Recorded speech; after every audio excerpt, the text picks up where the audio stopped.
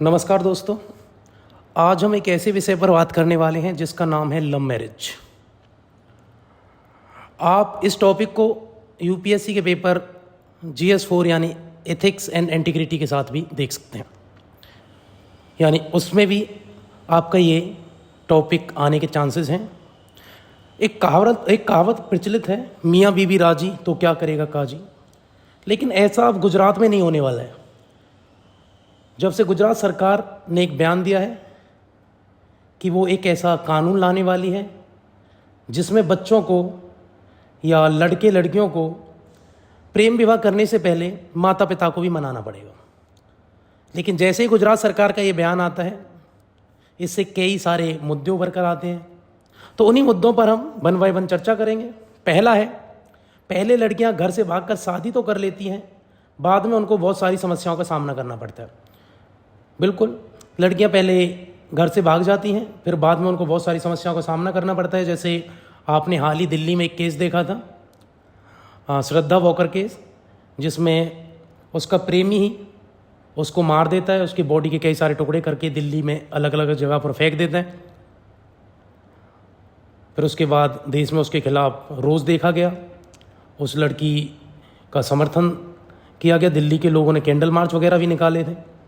चलो हम आगे बात करें। दूसरा पॉइंट क्या है, परिवार पर नकारात्मक प्रभाव पड़ता है। बिल्कुल, कैसे पड़ता है कि जब लड़की या लड़के घर से भाग जाते हैं और भागकर शादी कर लेते हैं, तो पीछे से पेरेंट्स को, भाई को, उन लड़के लड़कियों को, बहनों को बहुत सारी समस्याओं का, बहुत सारे तानों का सामना करना पड़ता है। गुजरात सरकार का मानना है, तीसरे पॉइंट की अगर बात करते हैं, गुजरात सरकार का मानना है कि अगर ऐसा कोई कानून आ जाता है तो ये भागकर शादी करना कम हो जाएगा, क्योंकि पहले माता पिता को मनाएंगे, क्योंकि उनको भी चांस रहेगा शायद माता पिता मान जाएंगे तो एकदम से भागने का कोई डिसीजन वो लेंगे नहीं। चलो अगर हम बात करें अगर चौथे पॉइंट की, तो देश में जो अपराध बढ़ रहे हैं उसका एक कारण यह है कि बच्चे भागकर शादी कर लेते हैं और अपराध का शिकार होते हैं। बिल्कुल, हमने बात भी की है, हमने पहले पॉइंट में बात की थी कि जैसे श्रद्धा वॉकर के केस पे, बिल्कुल ऐसे बहुत सारे केसेस और भी देखे गए थे जिसमें लड़की पहले तो घर से लड़के के साथ भाग जाती है, बाद में अपराध का शिकार हो जाती है, उसी लड़के के द्वारा मार दिया जाता है या किसी बाहरी तत्वों के द्वारा मार दिया जाता है, उसकी हत्या कर दी जाती है। बात करते हैं हम, अगर पाँचवें पॉइंट की बात करते हैं तो हिंदू विवाह अधिनियम 1954 का जो सेक्शन 5 है, जिसके तहत लड़का लड़की को विवाह से पहले 30 दिन का नोटिस देना पड़ता है। बिल्कुल, अगर हम हिंदू विवाह अधिनियम के सेक्शन 5 की बात करते हैं तो बिल्कुल गुजरात सरकार का जो बयान है इसके साथ ये मैच हो सकता है बिल्कुल, और इसमें भी सेम यही बात है।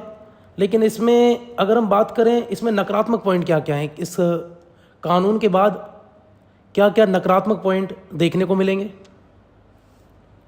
चलो प्रभाव क्या पड़ा है पहले वो समझ लो कि भैया एक तो निजता का हनन होता है। बिल्कुल, अगर माता पिता को मनाना पड़ेगा, कुछ प्राइवेसी होते हैं लड़के लड़कियों की, बच्चों की, उसका हनन होगा, क्योंकि सबको पता चल जाएगा कि हाँ ये शादी करने वाले हैं, ये है, और भी चीज़ें हैं। दूसरा, लव मैरिज जो है उसको आज भी सामाजिक कलंक के तौर पर देखा जाता है, एक सोशल स्टिग्मा अटैच हो जाता है अगर कोई भागकर या प्रेम विवाह करता है।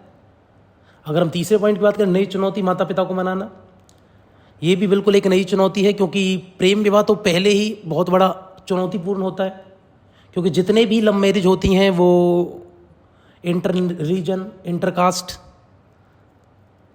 होती हैं, जिसमें बड़ी समस्याओं का सामना पड़ता है, इसलिए आसानी से लव मैरिज होती नहीं है।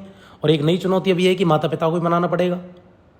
और इसका प्रभाव और क्या होगा, इससे शादी में देरी होगी, ठीक है। और दूसरा क्या है कि गरिमापूर्ण जीवन जीना आर्टिकल 21, अनुच्छेद 21 संविधान में भी है, उसका हनन होगा, क्योंकि आर्टिकल 21 में ही आ जाता है कि व्यक्ति अपनी इच्छा से विवाह कर सकता है, और इच्छा से विवाह तभी गरिमापूर्ण जीवन जिया जा सकता है। तो ये सारे प्रभाव हैं जो पड़ते हैं। अगर हम बात करें, निष्कर्ष निकाला जाए तो निष्कर्ष तो यही है बस कि गुजरात सरकार जब भी इसको लागू करे, बड़ा संवेदनशील विषय है, तो इसमें अच्छे से जांच परख के तभी इसको लाया जाए। Thank you.